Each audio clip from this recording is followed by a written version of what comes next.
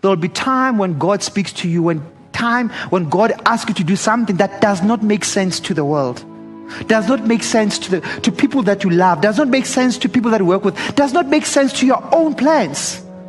But you must boldly say that the reason I'm doing this, it's the Holy Spirit. Your business plan does not make sense. It's the Holy Spirit. Things are not going well. It's the Holy Spirit. For me, there were times when I had to look at my life and make decisions that I could not justify with my qualification.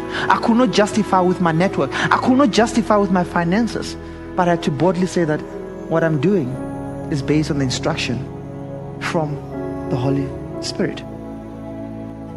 I had my own businesses at varsity. I sold all of them at the age of 20. Said I'm going to work for 10 years. Worked for 3 companies at 30. It was time for me to retire and go back to businesses. At that time, I just got married. And then 2 months later, my wife says she's pregnant. I'm like, really? I was struggling to sell my old house. Just bought a new house. My finances were not yet strong enough for me to go on my own. But I had made a deal with God. That God, at 30, I'm going to go into business. And I had to resign. I was a sales C. I was a marketing manager. My career path was open. And when my boss asked me, Bonnke, why are you resigning? How much cash do you have? I said, I don't have enough cash. You know, us Dakis, when we get married, we use all our savings. So out of cash. So I'm like, I'm finished. So why are you resigning? I'm like, it's the Holy Spirit. It's a plan that I have with God. And in my life, I have learned that if it's God's will, it's God's bill. It's not for me to worry.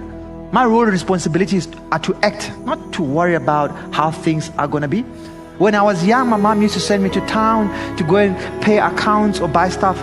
My role was to be ready and go. Where the money was coming from was my mom's problem, not my problem.